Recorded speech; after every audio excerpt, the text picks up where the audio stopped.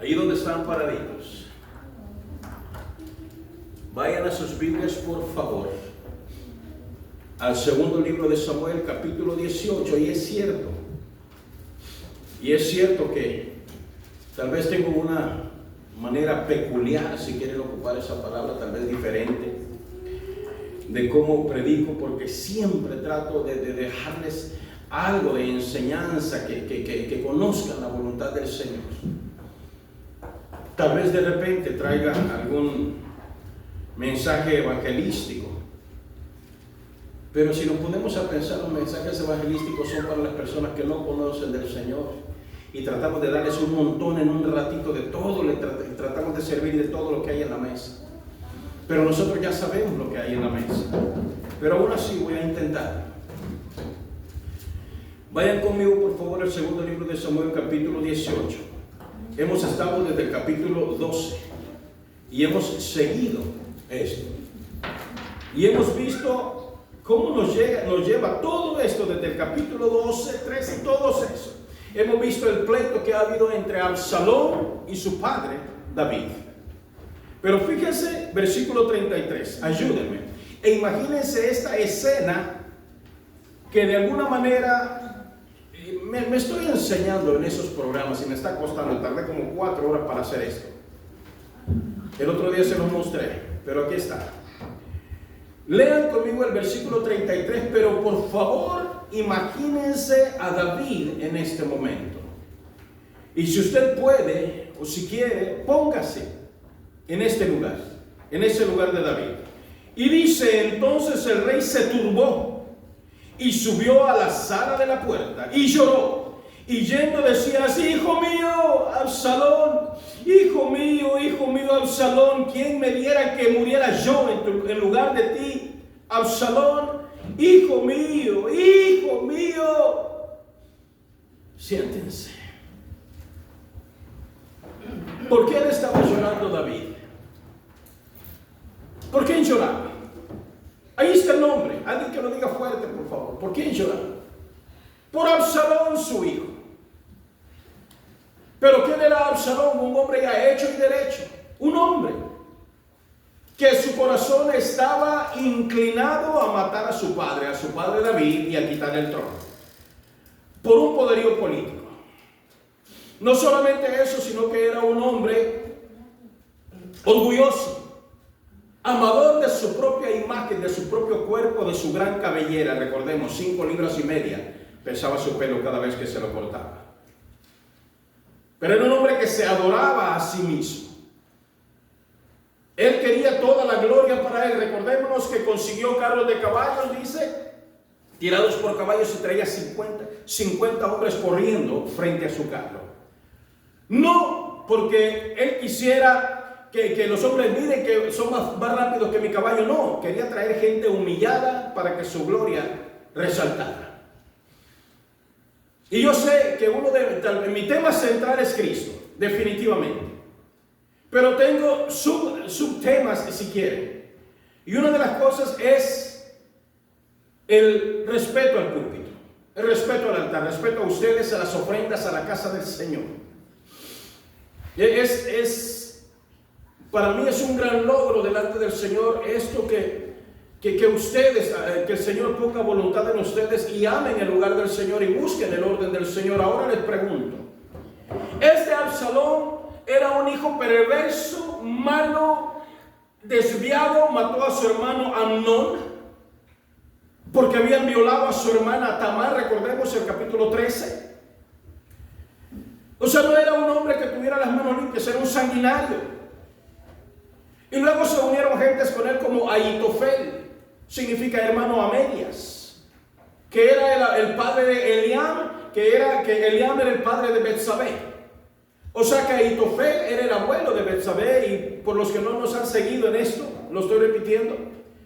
Betsabé fue la mujer que David le robó a Urías, Eteo, matándolo. O sea, un asesino, un violador, un adúltero, todo este David no era nada bueno. Y hablábamos ayer entre Saúl y David un poquito también. Si nos trajeran a David y nos dijeran, hermanos, por los que no vinieron ayer, si nos dijeran, hermanos, él va a ser el nuevo pastor, que hermano, David, bienvenido. Hasta nombre bíblico tiene. Ajá, cómo no, a ver, veamos sus credenciales. Ah, bueno, hermano, pues yo le robé la mujer a otro y le maté al marido y he robado y he hecho... Y oye, y este no, oígame, este no puede ser pastor. Pero nuestro Señor, y dije hace un ratito, gracia, misericordia y paz. El Señor por su gracia nos ha perdonado, la misericordia que nos ha dado y luego nos ha traído paz. Pregunto, si su hijo más adelante, Dios no lo quiere, y estoy hablando a cualquier parte del mundo, cualquier hora también. El otro día me avisó una de las aplicaciones que ya llevamos alrededor de 200 visitas y digo, bueno, hay 200 personas por ahí que están viendo esto también, compartiendo con nosotros. Bendito sea el Señor. Poquito, podrían decir algunos, pero para nosotros es un gran nombre. Pero digamos en este momento David llorando por su hijo, y si cuentan cuántas veces dice hijo mío, son 5 veces. Hijo mío, pero ¿por qué él estaba llorando? Les pregunto yo a ustedes, si su hijo cuando crezca, y lo digo porque nosotros ya están grandes, son varones ya profesionales y todo, si su hijo ha sido un varón, o en el caso una muchacha, que haya blasfemado, que haya aún blasfemado el nombre de Dios como lo hizo Absalón, que no haya querido nada con Dios, que haya odiado el camino de la fe, que no se haya querido acercar a la iglesia aunque de pequeño se le haya llevado, que haya rechazado absolutamente todo y de repente a usted le llegan con la noticia de que su hijo ha muerto o se lo han matado. ¿No lloraría usted a su hijo con el mismo dolor, aún sabiendo que su hijo ha sido un blasfemador, un mentiroso, un ladrón, un asesino? Lo ha sido absolutamente todo. Pero lo peor del caso es que si su hijo llegó a hacer eso, ha sido por culpa suya, por culpa mía. Así como le tocó a David, que su hijo había llegado a hacer eso porque David no tenía la autoridad para poder decirle a su hijo, mi hijo, no hagas eso. Acordémonos que en su momento cuando cuando Joab mandó gente que vinieran a traer a Absalón, y lo traen a Absalón, y todavía Absalón dijo, bueno, si hay pecado en mí, que muera yo inmediatamente. Si yo fui el que me equivoqué, pues que me caiga a mí el castigo, pero no, fue mi papá, no fui yo. Si yo soy lo que soy es por culpa de mi papá. Y humanamente Absalón tenía razón, pero recordemos que cada uno va a responder por lo que cada uno ha hecho en aquel momento, todo lo que hayamos hecho. Tristemente el versículo aquel que ocupamos rapidito, le decimos, hermanos, no os engañéis, o sea, no nos hagamos tontos. Dios no puede ser burlado, todo lo que el hombre sembrare, eso también segará. Pero es que Dios santo, hermoso, vengo delante de ti, pero es que esa cosecha de mi papá, es culpa de mi papá. No, ahorita estamos tú y yo. Ahorita vamos a platicar tú y yo. Aparte quedan todos los demás. Imaginémonos que en ese momento esté yo como padre a un lado de ellos, y uno de mis hijos esté siendo juzgado, y mi hijo me voltea a ver a mí con aquellos ojos de ¿por qué no me dijiste? Si tú sabías lo mejor. ¿Por qué no me corregiste? ¿Por qué no me detuviste? ¿Por qué no me pusiste en vara? ¿Por qué no hiciste lo correcto conmigo? Ahora estás llorando por mí, y estás llorando, hijo mío, porque me dejaste hacer lo que yo quería. Pero cuando se trataba de seguir el camino del Señor, papá, yo te escuché, o mamá, yo te escuché poner excusas para el camino del Señor y hacer cosas que al Señor no le agradaban, no le agradan y nunca le van a agradar. Pero aún así fuiste y escogiste otros caminos, y yo vi lo que hacías. Ahora no me vengas queriendo corregir por cosas que tú mismo hiciste. Y me estoy poniendo yo en ese lugar. Me estoy poniendo yo definitivamente en ese lugar, y mis peticiones por mis varones son varones limpios, sí lo sé, respetuosos de su mamá, pero a ellos batallan mucho, y yo batallo, igual que yo batallo, con ver el desamor que hay en nosotros para las cosas. Y cuando dije nosotros me refiero a cualquier parte del mundo también. El desamor que hay para las cosas del Señor. Y no solamente el desamor que hay, sino el desinterés que hay para nuestros hijos en el momento que estamos buscando las cosas del Señor. Es terrible. Pero dice, fíjense, acordémonos todo lo que hemos venido viendo en estos 7 capítulos. Versículo 1 del capítulo 18. Vamos acá y recordemos que Absalón tenía una cabellera larguísima de la que él se sentía muy orgulloso. Y me costó hacer este cuadro, en serio, me tardé varias horas, porque todavía me cuesta, en serio. Pero la razón por la que me costaba era porque aún lo que son las grandes plataformas en las que uno puede trabajar con esto, por ejemplo, Google, por ejemplo. Uno puede, hay algunas aplicaciones donde puede, y cuando yo quería hacer esta escena me decían, no puedes hacer esa escena, hay demasiada violencia. Yo quería o sea, un hombre colgado de eso, y me dice, no puedes, hay demasiada violencia. Y me bloqueaba, ¿no? O sea, no me bloqueaba, sino que no me dejaba continuar. Me decía que cambiara el cuadro, que cambiara la escena. Y fui minimizándole poco hasta que logré llegar a esto. Las flechas que tiene, los dardos que tiene en el pecho Absalón, tuve que crearlos aparte y ponerlos porque no me dejaba. Imagínense una inteligencia artificial reconociendo la gran violencia que yo estaba queriendo mostrar en el cuadro que estaba queriendo hacer. Y a nosotros, cuando venimos con aquella tranquilidad, se nos olvida, en serio, tal vez no hemos llegado a comprender el lugar donde estamos, que la presencia de Dios mismo está aquí. Y actuamos con naturalidad en cualquier otra cosa, haciendo lo que sea. Y hablando, y digo, por favor, cuando hablo así, por favor, esto va para todos, o sea, para todo el mundo, incluyéndome yo, por supuesto. Pero tuve la escena, veamos acá, dice, David, pues, versículo 1, pasó revista al pueblo que tenía consigo y puso sobre ellos jefes de millares y jefes de centenas, y envió David al pueblo,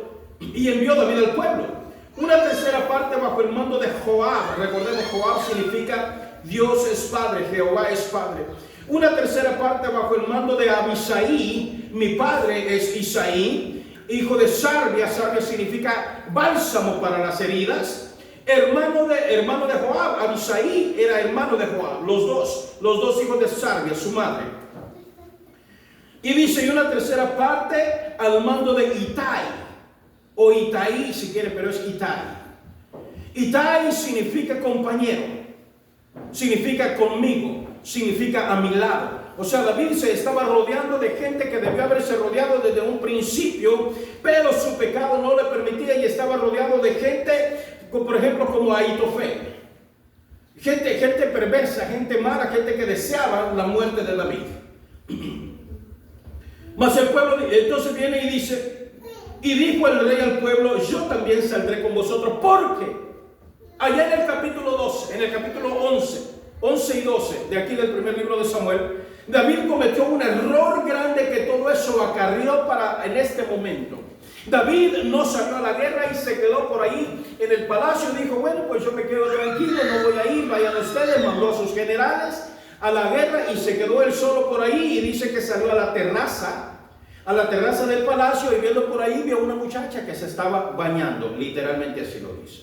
David dice, oye, ¿esta muchacha quién es? Bueno, es la mujer de Urías, tráiganmela. Y conocemos la historia.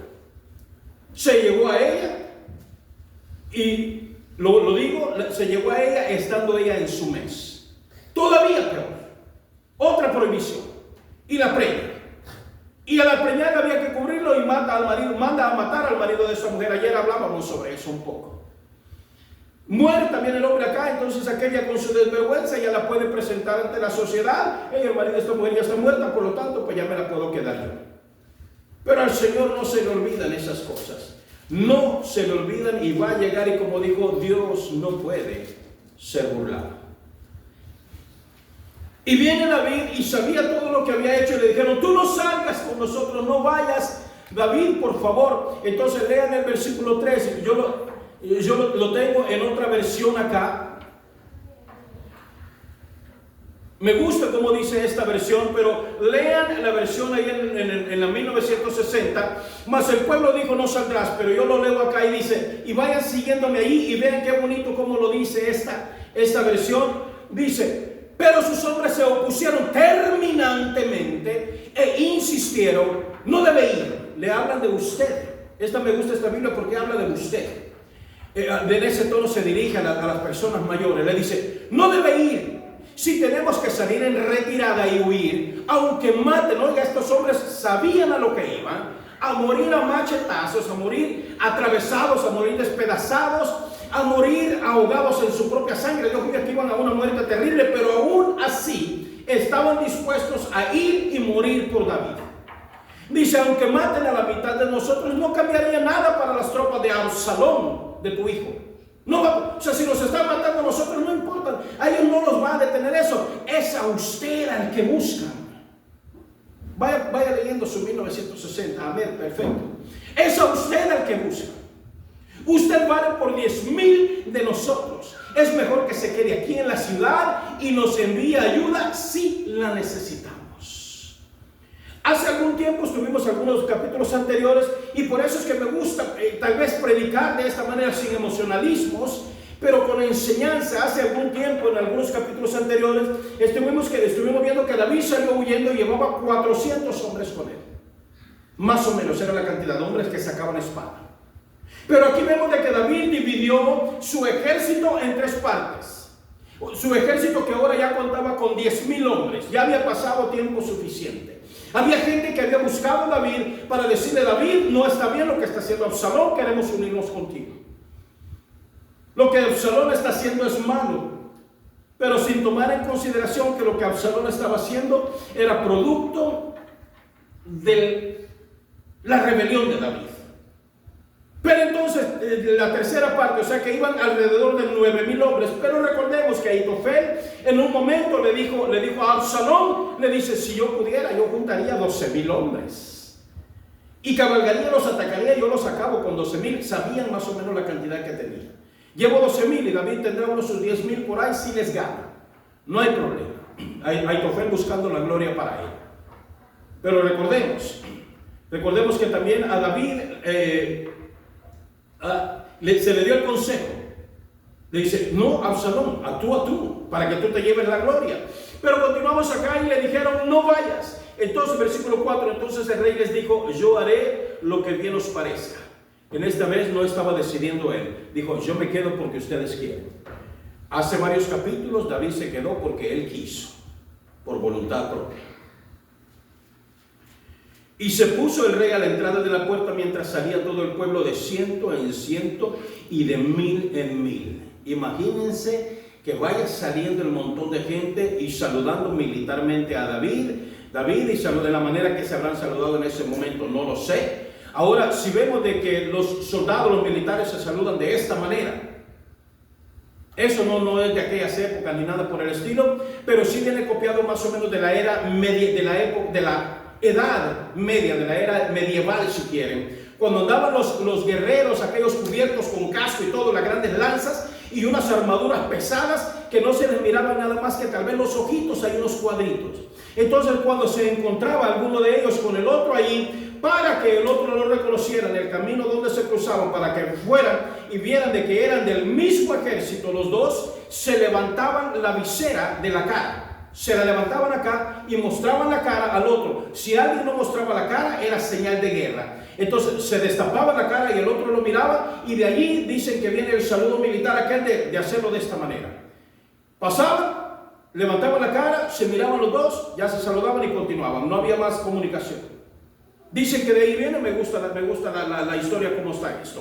Pero dice, en ese momento no sé cómo saludaban, no lo tengo, pero dice, y el rey mandó a Joab y a Abisai y a Itai, a sus 3 generales más grandes en los que él confiaba, que lo habían seguido aún cuando David salió hasta sin zapatos, huyendo de cuando Absalón lo venía siguiendo. Y todo el pueblo oyó cuando el rey dio orden a Absalón a todos los capitanes. Tenía sus generales, pero los capitanes, los que venían de 100 en 100 en 100 cada uno. Salió pues el pueblo al campo contra Israel. Imagínense, hermanos contra hermanos. Y cayó, y dice, y se libró la batalla en el bosque de Efraín. Recuerden esa palabra, bosque de Efraín. Dice, y allí cayó el pueblo de Israel, el pueblo de Dios, muriendo por manos de un rey que andaba huyendo. Pero ¿quién estaba detrás de todo esto? Ay, es que a mí me gusta meterme a todas estas cosas porque dice, y allí cayó el pueblo de Israel delante de los siervos de David y se hizo allí en aquel día una gran matanza de 20,000 hombres. David llevaba 10,000. No que perdió David todo su ejército y el otro no. 20,000, pero veamos, dice, y la batalla se extendió por todo el país. Habían grupos siguiendo a otros grupos, o sea, no se detuvo en el valle de Efraín. Fueron a atacarse y los grupos que andaban huyendo, los grupos de Absalón que lograban escapar, el grupo de David los alcanzaba y los iban matando. En ese momento el grupo que traía David, el ejército que traía David, no se consideraba el pueblo de Israel. Se consideraba el pueblo que estaba atacando al pueblo de Israel. Pero el pueblo de Israel estaba siendo guiado por un hombre que quería matar a su mismo padre. El Señor no estaba de parte de eso, por supuesto. Y dice, y se encontró Absalón con los siervos de David, y aquí sí, volvemos a esto. Y se encontró Absalón, imagínense el Señor poner a Absalón en un lugar donde Absalón quedó expuesto, después de traer un ejército numerosísimo, buscando la muerte de su padre. Posiblemente Absalón se haya separado de sus tropas buscando a su papá, posiblemente, no lo sé. Pero algunos escritores dicen que existe la posibilidad de decir, mi papá por ahí está escondido en algún lugar y voy a ir a buscarlo. Pero viene Absalón y se encuentra con ellos, con los siervos de David, e iba Absalón sobre un mulo, un burrito, y el mulo entró por debajo de las ramas espesas de una gran encina, o sea, de un roble, de un olmo, si quieren, esos son los nombres que le podemos conocer ahora. Y dice, y se le enredó la cabeza en la encina, y que Absalón quedó suspendido entre el cielo y la tierra, y el mulo que iba pasó delante. Quise escenificar la escena esa. Absalón queda colgado, queda prendido en algunas, y aquí también nos lo va a decir, pero en algunas versiones dice que su cabeza quedó atorada. En otras dicen que fue el pelo del que quedó atorado. No me permitió colgar la cabeza.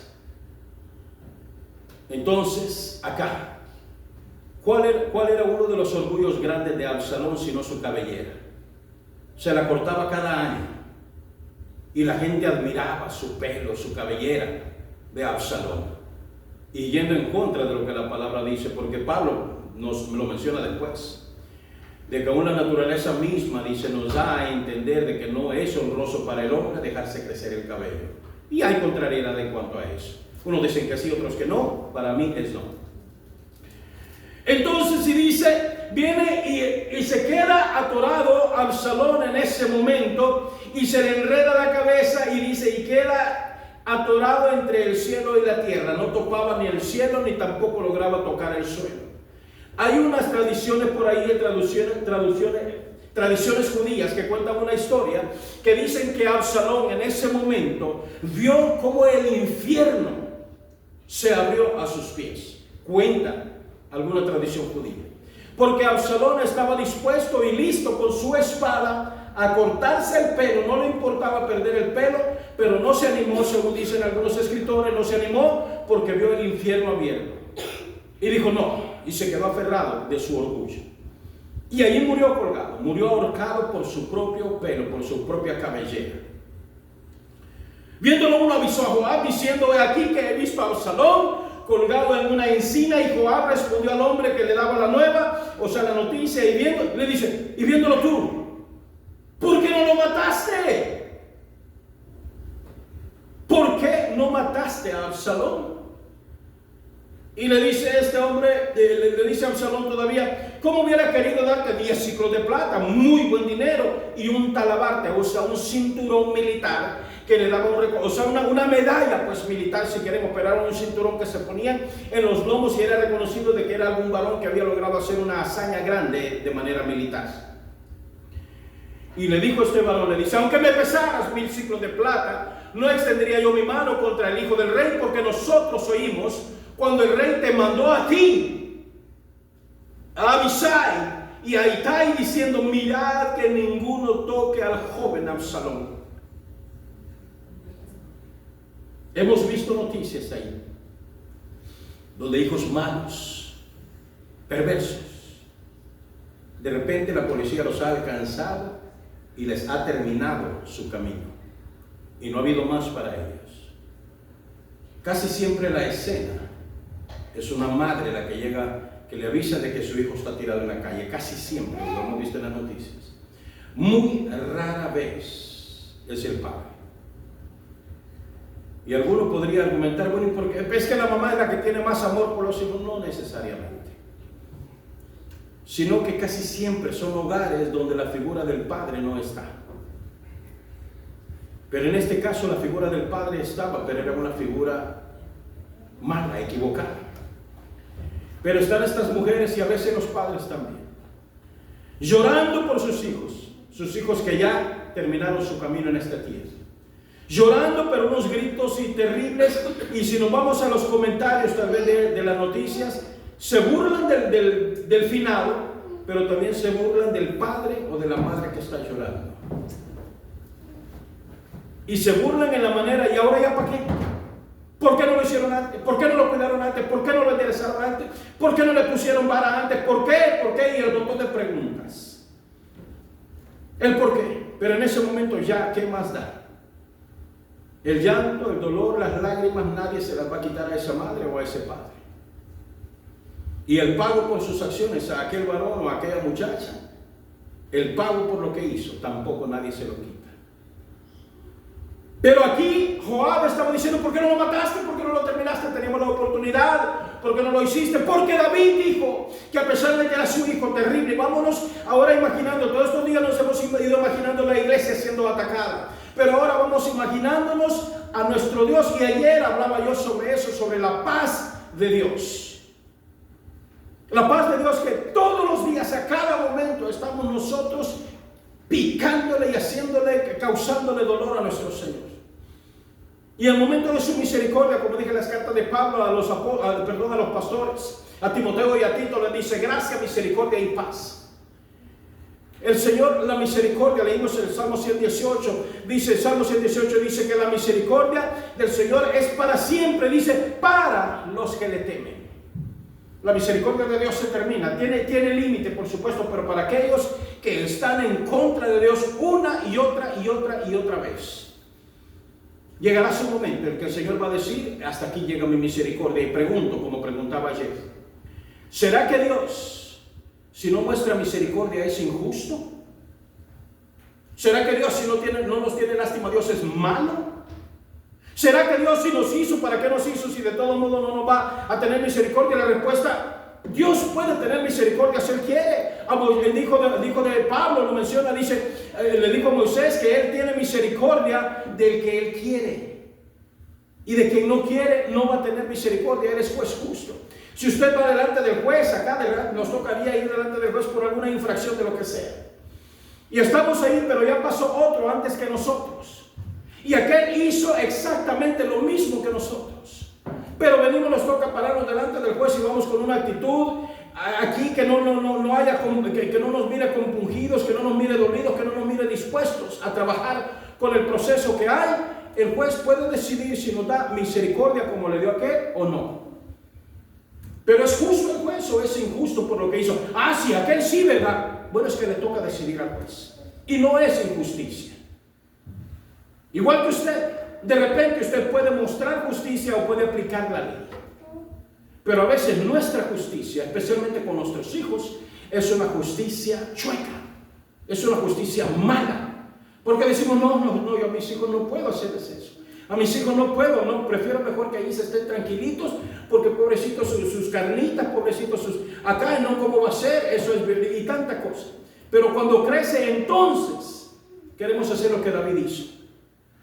Entonces, viene Joab y le dice, pues no voy a perder el tiempo contigo, y viene y se va entonces, pero llega otro grupo, en el versículo 15 llega otro grupo de 10 varones. Recordémonos que Absalón había tomado las 10 concubinas, definitivamente no tenía que tenerlas, pero Absalón se aseguró de utilizar a las 10 concubinas, a las 10 mujeres que su padre había dejado allá en el palacio.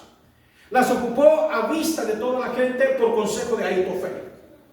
Entonces, en ese momento, imaginémonos que era un castigo divino, imaginémoslo de esa manera. Algunos escritores le ponen así. Pero aparecieron 10 varones y los varones eran escuderos. Los escuderos traían su escudo y una lanza o una espada. Pero dice que empezaron a golpear, no lo dice aquí exactamente, pero empezaron a golpear a Absalón cuando lo encontraron colgado, que aún estaba vivo. Estoy en el versículo 15. Y dice, y lo hirieron, dice, y acabaron de matarle los 10 escuderos. El 16 dice, entonces Joab tocó la trompeta y el pueblo se volvió a seguir a Israel, porque Joab se volvió de seguir a Israel, porque Joab detuvo al pueblo. Dijo, ya no sigan a Israel, ya estuvo, ya murió Absalón. Ahora había que llevarle la noticia a su padre, a David. Y viene entonces, dice, tomando después a Absalón, entonces tomando después a Absalón, le echaron en un gran hoyo en el bosque y levantaron sobre él un gran montón muy grande de piedras, y todo Israel huyó, y cada uno en su tienda. Y en vida, Absalón había tomado y erigido una columna, la cual está en el valle del rey, porque había dicho, yo no tengo hijo que me conserve la memoria de mi nombre. Y llamó a aquella columna por su nombre, y así se llama columna de Absalón hasta hoy, bíblicamente en aquel tiempo. Absalón no logró ni siquiera dejar descendencia. Su linaje, su semilla, hasta ahí llegó, queriendo matar a su padre, al mismo que le había dado la vida, vamos a decirlo de manera clínica. Entonces hay más. Y aquí viene. Hay más. A ver si logro hacer esto. Ayúdenme acá. A ver si puedo. Veamos. Imagínense esta escena. Logré darle movimiento. Yo no sé ni cómo, pero voy a intentarlo de nuevo otra vez. Aquí. Hay más corriendo junto con el etíope. Y yendo hasta donde está David, el padre de Absalón. Esto era lo que le esperaba. Esta era lo que tenía que entregar a Ahimás, que va corriendo acá, y el etíope corriendo detrás de él. Imaginémonos la escena. Este hombre Ahimás adelante, dejando al etíope para poner a David en esta situación. Que a usted le tocase de repente llevar la noticia de algún familiar o algún hermano, alguna casa de alguien. 3 de la mañana. ¿Quién soy yo? ¿Quién? Pues yo, hermano, discúlpeme, o hermana, discúlpeme. Hermano, son las 3 de la mañana, ¿qué pasó? Pues le traigo noticia de su hijo de allá de la calle. Imagínese tener que entregar a usted esa noticia. 2, 3 de la mañana. O que sea la policía que le toque la puerta. Y aquel hijo que se salió de la casa, mi hijo, ¿para dónde vas? Mi hijo, ¿para dónde? ¡Ya! Tener que dar. Y le tira la puerta o sencillamente se van y ya no le dicen nada. Y se queda usted con la aflicción aquella, esperando el momento en que le toque estar, como le tocó a David estar aquí. Porque un hijo al que no quisimos corregir cuando pequeño, más adelante le importa poco, se sale por donde sea, la puerta de enfrente. Y mi hijo, no te lleves el carro, mi hijo, lo voy a ocupar. Y hasta agarra las llaves y se va. Ya no tiene ningún respeto por nosotros. Porque sencillamente cuando pequeñitos no quisimos imponerles vara. No quisimos imponerles corrección. Ay, cuando esté más grandecito, cuando tenga sus 6, 7, 8 años, entonces lo voy a detener, es imposible. El carácter de un hijo bíblicamente se forma hasta los 7 años. De los 7 años en adelante ya está formado como él va a ser, bíblicamente. Imagínense queriendo detener un hijo de los 7 años en adelante. La rebeldía que haya en él. Ahora David, cuando nació su pequeño Absalón, cargándole y todo acá, y no lo corrigió. Pero viene y dice acá, dice, le echaron, pero en el versículo 14, y tomando 3 dardos, dice, en su mano los clavó en el corazón de Absalón, quien estaba aún vivo en la encina. Y los 10 jóvenes vinieron, los 10 lanceros o con sus espadas, y terminaron de matarlo. Allí fue donde logré hacer la escena esta, y tal vez se los traigo de esa manera para que de alguna manera vayamos entendiendo, y llévese esta escena en su corazoncito. Llévese. Y piense en lo que sus hijos o nuestros hijos, cuando lleguen a cierta edad y se nos rebelen, y no me digan que no hay parricidas, que no hay matricidas, que terminaron matando a su papá, matando a su mamá. Hay casos, por supuesto que sí hay. Han levantado tanto la mano que no les ha importado poco y han matado al progenitor o a la progenitora de sus días. Y dice, versículo 19, entonces Ahimaas, que significa hijo de la ira, o sea, un hombre impetuoso, un hombre que quería sobresalir pasándose por encima de quien fuera. Dice hijo de Sadoc, pero ¿quién era Sadoc? Un sacerdote. El nombre de Sadoc significa un hombre de buena conducta moral, o sea, era un buen hombre, pero su hijo también no era ninguno, no se comportaba bien. Se le avisó, se le dijo. Dijo entonces Ahimaas, o sea, un hombre airoso, hijo de un hombre moralmente bueno, dice, correré ahora y daré al rey las nuevas de que Jehová ha detenido a su causa de la mano de sus enemigos. O sea, voy a correr y decirle a su papá de que ya mataron a Absalón, que yo voy. Y le dijeron, no vayas. No vayas tú. Vamos a mandar a un etíope, alguien que ni siquiera es de la tierra nuestra. Por algo que le vaya a pasar, no vayas. Vamos a mandar a alguien que no nos va a doler perderlo. Y mandan a un etíope, ya vimos la escena donde van estos dos, corre y corre. Van corriendo, pero viene Absalón y en el camino se le logra adelantar. 28:32, donde estamos. Y se le logra adelantar porque fue más rápido que él y todavía le preguntan a Ahimaas, bueno, ¿y por qué vas a correr? Porque este Ahimaas entendemos que era parte de los peleteos. Los peleteos eran los correos que había, los corredores. Hay que llevar un mensaje, no había teléfono, no había nada de eso, por supuesto. Había que correr y era llevar el mensaje. Entonces Ahimaas era de los aquellos corredores rápidos y que cuando llegaban y entregaban el mensaje, la persona que se le entregaba el mensaje les pagaba. Pagaba el que mandaba y pagaba el que recibía. De esa manera ellos hacían su dinero. Y Ahimaas dijo, no, pues yo voy a correr y pues me consigo yo el dinero. Y le preguntan, ¿y para qué vas a ir si no te van a pagar? ¿Te imaginas David recibiendo esto? A eso vas a ir. Y no importó, aquel dijo, pues yo corro. Pero mandaron al etíope adelante. Pero el etíope era un hombre tal vez más anciano, más lento, no lo sé. Pero Ahimaas logra pasar y le gana la carrera. Y cuando David estaba sentado por ahí, veía que venía corriendo y lo reconoce desde lejos y le dice, señor rey, viene alguien, pero viene solo. Y cuando David vio que en él, dijo, oh sí lo conozco. Sí lo conozco, es Ahimaas, estoy en el versículo 27. Sí lo conozco, es buen muchacho. Es más, su papá no lo dice, su papá es Sadoc. O es hijo del pastor. O es hijo del diácono. Es buen varón. Terribles. Terribles porque yo soy hijo del pastor. Sé de lo que les estoy hablando. Y le he pedido perdón a mi Señor muchas veces. Señor, ayúdame. Ayúdame a ir enderezándome todavía y olvídate de mi pasado, Señor, de todo lo terrible que yo he hecho en tu contra. Pero viene y dice, ahí viene Ahimaas, no hay problema. Pero este Ahimaas fue de aquellos cobardes que no se atrevieron y dar el mensaje como debía ser. Aquel iba tras la paga. Llámese iglesia de hoy. Aquellos que andan buscando una oportunidad que se les abra un púlpito con tal de recibir la paga. Y van nomás con el deseo humano. Ahimaas, hijo de la ira. O mi hermano es la ira. O sea, el que va conmigo es la ira. Mi hermano significa, perdón. Y así muchos suben y le dijeron, Pablo mismo lo dijo, que muchos predican por envidia.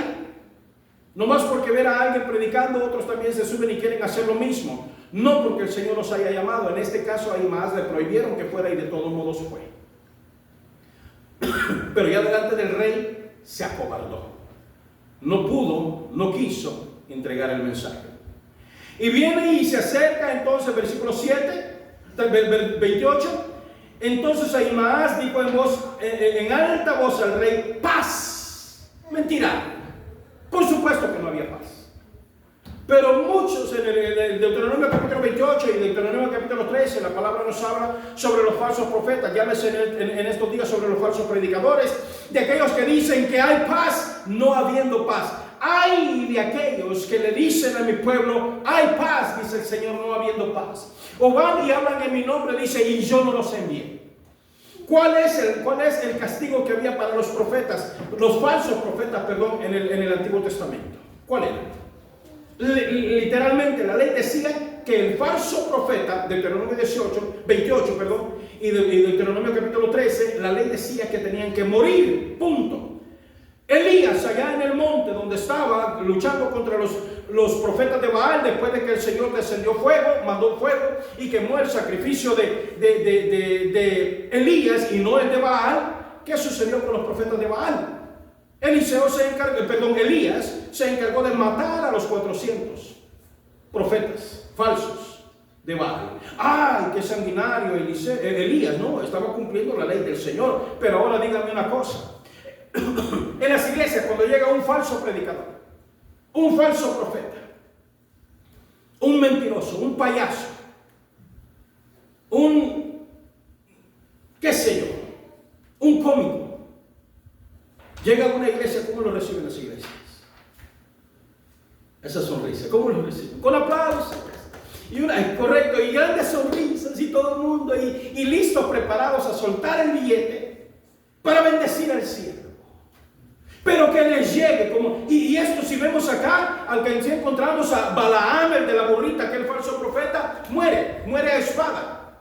Y estos también, pero no todos los falsos profetas fueron ¿qué? Ajusticiados. Pero eso sí, el Señor dijo, Jerusalén, dijo nuestro Señor Jesús, Jerusalén, tú que matas a los profetas y apedreas a los que te son enviados, o sea, a los verdaderos, a los que yo te mando, pues. Por eso les digo, oren por mí, por favor, oren. Porque cuando me toca pararme, tal vez en alguna otra congregación, de esa manera me toca a mí. De esa manera. Porque voy a hablar la verdad del Señor, no la voy a quitar.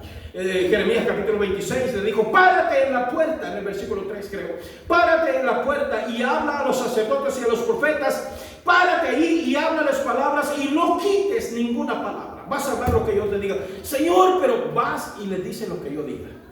Punto. No hay más, no hay negociación con el Señor. Entonces viene este Ahimaas, llega delante del rey y le dice, paz. Y se inclinó a tierra, y se inclinó a tierra delante del rey y dijo, bendito sea Jehová, Dios tuyo, que ha entregado a los hombres que habían levantado sus manos contra mi Señor el rey. Fíjese lo que le dice. Un mensaje torcido, cambiado. No se atrevió a decir lo que tenía que ser. Porque lo que él quería era su paga. Lo que le interesaba era que le untaran la mano y quedar bien de todos modos delante del rey. Total, el rey se va a dar cuenta y va a entender lo que yo le estaba diciendo. Y viene y le dice el versículo 29, después de lo que le había dicho. Le dice, ha entregado a los hombres que habían levantado sus manos con sus manos contra mi señor el rey. Y todavía le pregunta en el 29 y el rey dijo, ¿el joven Absalón está bien? Y Ahimaas respondió, fue directa la pregunta, ¿mi hijo está bien? ¿Mi Absalón está bien? ¿El hombre que quiere matarme está bien? Y le dice a Ahimaas, vi yo un gran alboroto cuando envió Joab al siervo del rey, a mí, al siervo del rey, y a mí tu siervo, mas no sé qué era. Yo no sé qué estaba pasando. No se atrevió a dar el mensaje como era. Y ayer hablábamos sobre el espíritu de cobardía, y uno de los que están listados para la condenación son los cobardes. Yo no quiero ser de esos. No quiero quitar yo palabra del Señor. Y dice, y el rey le dijo, pasa y ponte allí. Y él pasó y se quedó de pie, como quien dice, ya me van a montar mi manita, ya me van a dar mi pago. Total, yo ya entregué mi mensaje. Mal que bien, yo ya lo hice. Si le gustó, bueno. Si no le gustó, bueno. Y fíjese que tristemente, escúcheme bien esta otra parte, y yo sé que yo insisto bastante en eso, porque porque sé que no solamente con ustedes, sino un montón de gente allá afuera, que tengan cuidado con quienes les está guiando, porque si subió un mentiroso, si subió un Ahimaas a dar el mensaje truncado, chueco, torcido, con tal que le unten la mano, y el pastor de aquella congregación no lo detuvo durante el proceso, no le dijo, ¿sabes qué? Dame el micrófono, cállate, bájate y vete, aquí no vuelves a entrar. No nos vengas con falsedades. Ya sé que es lo que quieres, ya te descubrí, vámonos para afuera. Si el pastor de aquella iglesia no detiene eso, está abriendo la puerta para que entren los lobos y le está entregando el rebaño a que el lobo los haga pedazos. Y él muy tranquilo. Cuando venga el dueño del rebaño y le reclame, es cierto, el pastor es el portero del redil, pero dejamos entrar a quien nosotros queremos. Pero cuando llegue el dueño del redil, al que las ovejas conocen su voz, ¿cómo nos va a tocar que responder? Él le dice, pasa y ponte, y se quedó por ahí de pie.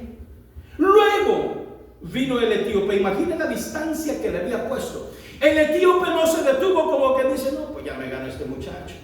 Ya, ¿para qué voy? Ya ni para qué voy, ya. Este va a llegar y le va a decir a David, ¿sabe qué, David? Esto pasó, no, ya. Y voy a llegar y voy a encontrar a David enojado. Y posiblemente, imaginémonos un montón de detalles, y me estoy atreviendo a imaginar junto con ustedes. Ya, ¿para qué voy?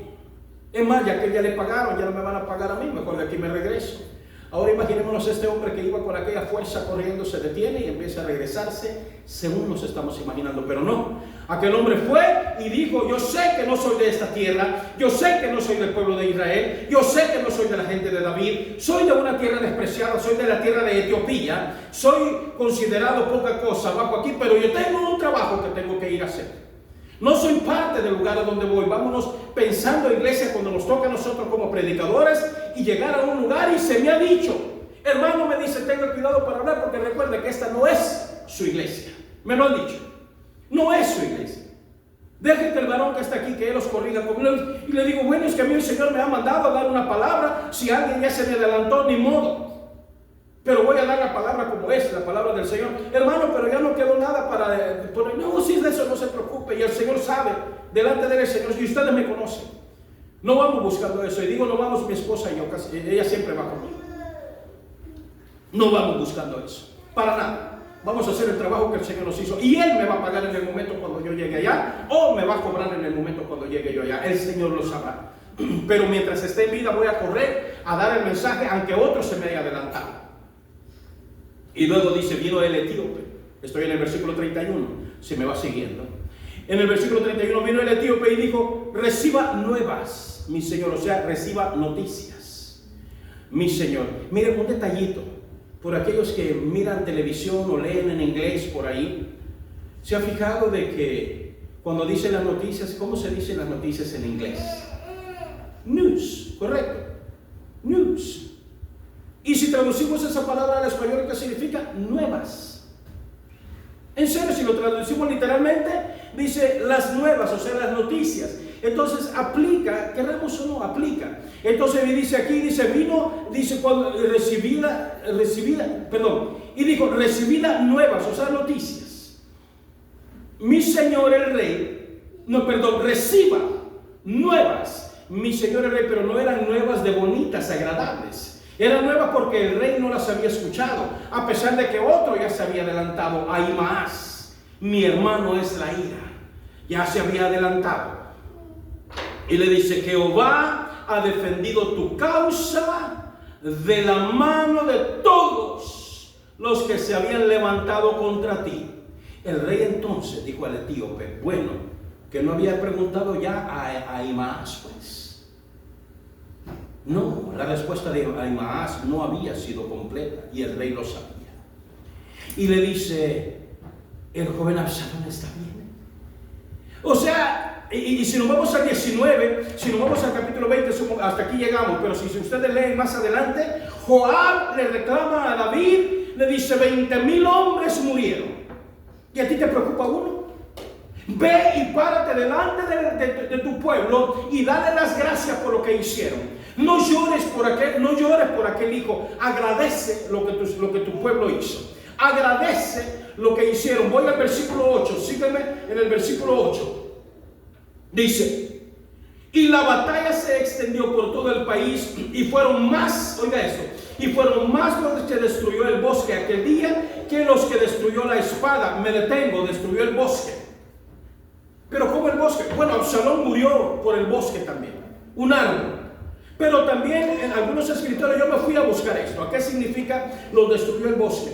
Dice que a los asirios, a los árabes, y menciona otra, pero los que se habían unido a Absalón, mercenarios pagados, los del pueblo de Israel murieron por espada. Eso es lo que decía la profecía.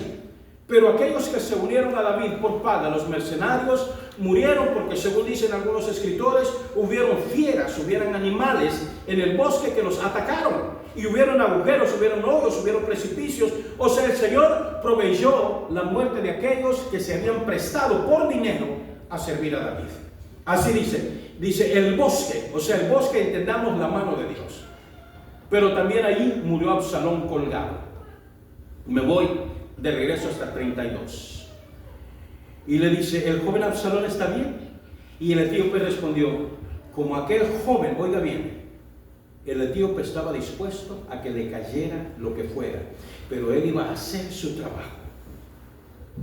Y le dice, como aquel joven sean los enemigos de mi señor el rey, y todos los que se levanten contra ti para mal. Entonces el rey se turbó. Con ese versículo empezamos.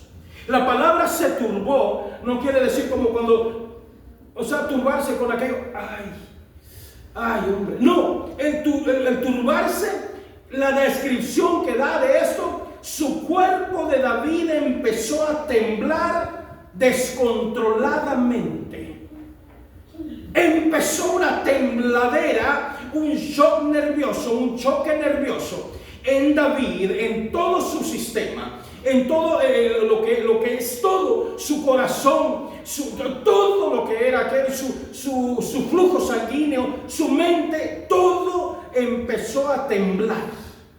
Imagínense cómo usted le llegase, y no estoy diciendo, y dije usted, me refiero a todo el mundo, le llegase a pasar con aquel hijo que hemos cargado en los brazos, qué lindo mi niño, y que cuando uno lo tiene ahí, el niño viene y ¡pam!, le pega en la cara a la mamá o al papá. Ay, hermana o hermano, castíguelo. No, hermano, no, está chiquito. Mi hijo no sabe, no lo puedo hacer eso. Y entonces el niño, se le hizo fácil y sigue. Lo hemos visto, en serio, lo hemos visto. De repente andábamos en algún lugar allí y vimos cuando el niño le pegó 3 veces a su papá en la cara. 3. Y su papá no hizo absolutamente nada. Nomás lo agarró y lo apretó y lo tenía allí. Digo yo, me quedo, levántese, sáquelo y emparéjelo y tráigalo bien emparejado para adentro. Ya, muchachos, ya están creciendo, 2 de ellos. Que el Señor se encarga. Pero sí lo hemos visto. Usted lo habrá visto también en las tiendas, desórdenes. Se tiran al suelo y hacen su desorden, y para que no moleste, ¿qué se le hace? Se le compra lo que quiere. Nosotros no. Hermana Blanca, de veras, ahí te vas a tirar, pues tírate. Chilla todo lo que quieras. Y ya cuando se te haya quitado tu chilladera, vienes y te empareja. Que le hicieran ese jueguecito a la hermana Blanca, un berrinchito de esos. ¿Cuánto vas a llorar? 1 hora, 2 horas, chilla hasta que te quedes sin lágrimas, hasta que se te apriete el buche, cuando ya no puedes. Mis hijos recuerdan la expresión esa, hasta que se te reviente el gaznate. Así le decíamos, el gaznate es el pescuezo del ganso. El grito que hace el ganso, aquel ruido así, ese es el gaznate. Que se te reviente el gaznate de pato que tienes. Grita todo lo que quieras. Pero no voy a hacer lo que quieras, porque de esa manera me vas a dominar y vas a saber que más adelante vas a poder seguir haciendo lo mismo, y para que te quedes tranquilo yo tengo que estarte dando y me vas a seguir exigiendo más y más y más. Y vas a llegar a dominarme, y cuando llegas a tus 10, 12, 15, 20 años, vas a hacer lo que se te antoje, vas a golpear a tu madre, me vas a golpear a mí, a tus hermanos. Lo hemos visto, hemos trabajado en casos terribles. Porque desde pequeñito no se le puso mano, porque está chiquito, porque pobrecito, porque no aguanta, porque no entiende. Son tremendos, son terribles los niños. Somos desde pequeñito, dígame si no estuvimos nosotros ahí. Pero le dijo, todo el que se levante, así como aquel joven. Entonces el rey se turbó. Y ya dije, imagínense, yo no sé si usted haya vivido alguna experiencia en su físico, o que reciba aquellas llamadas de la escuela. ahora que son las 10, 11, 12 del mediodía, si a uno le ha tocado, ya verá. Y peligroso que vayamos y a pelear con el profesor, a echarle la culpa a la profesora, a echarle la culpa al oficial de policía que está ahí, a echarle la culpa a ellos, pero menos a nuestros hijos. No, mis hijos no, ustedes. Está bien, diría el maestro, está bien, diría el policía, yo nomás lo miro hoy. O diría el maestro, yo nomás lo tengo este año, nada más, y el otro año pues se lo lleva a usted y hay que ver. Entonces con usted es que va a hacer eso. Y su hijo se va a acordar cuando usted le asolapó las groserías que hacía en contra de otras personas. Recuerdo yo mi época de cuando la escuela, cuando pequeño. Llamaban a mi papá o a mi mamá a la escuela. Entraban y todo eso, a ver qué hizo. Ya se lo castigamos. Era la época donde nos ponían con cinto. ¿Sí, no? La vivimos, yo la viví. Nos ponían con cinto, nos ponían con vara. Estoy hablando de hace 50 años. Había respeto. Y cuando llegaba, ¿qué hizo? Mire esto, ok, muchas gracias, señor profesor, me lo llevo. Y ahí va uno, espérate que lleguemos a la casa. ¡Ah, vecino! Y llegando a la casa, vamos también. Y ahorita que venga tu papá, también. Sabía que había que respetar. Pero este Absalón creció sin eso. Pero lo que le toca a David, y ojalá que el Señor no le vaya a dar esto a usted. Llamadas de la escuela a 2, 3 de la mañana, o de repente que le llamen, acepta llamada por cobrar desde el centro de detención, desde aquí de la cárcel, fulano de tal, el hijo. Y uno, sí, acepto. 7, 8 dólares, no sé la cantidad, 7, 8 dólares por 2 minutos. Mi hijo, mamá, papá, venga por mí. ¿Por qué? ¿Por qué este policía? ¿Por qué ellos? Ay, mi hijo, ¿qué? No, yo no hice nada. Son ellos. Y allá va el viejito, allá va la mamá a pedir prestado para sacar al hijo. Y el hijo sale a seguir en sus rebeldías, porque desde pequeño no se le enseñó. Y dice David, aquí van más o menos 5 segunditos. Imaginémonos David, imagínese usted, ahí. Imagínese usted que le avisen que a su hijo se lo han terminado, o que su hijo terminó a alguien y le están dando cadena perpetua, incomunicado, donde usted no lo va a volver a ver jamás, donde no puede recibir visitas. Y eso fue lo que David hizo. Sabemos que David tuvo un hijo que murió incluso sin nombre. Murió. Y David dijo, yo voy hacia él. Él no puede venir a mí. David sabía que iba a ir a ver a su hijo, pero a su Absalón, jamás. Jamás. A su Amnón, jamás. Imagínense de que nosotros lleguemos a la gloria del Señor. De que usted llegue, hace un ratito cantábamos, y dice, cantando santo, dice, frente al mar de cristal. Sé que el mar de cristal es una alegoría, no nos dice que sea literal, dice como un mar de cristal. Algunos lo toman de manera literal y está bien, lo sabremos en aquel día. Pero imagínese estar delante del Señor, usted adorando entre los millares de millares, y sus hijos, o en este caso me pongo yo y mis hijos, tener que responder aquello delante del Señor en aquel momento. Llévese esta escena en su mente. Nos ponemos de pie delante del Señor.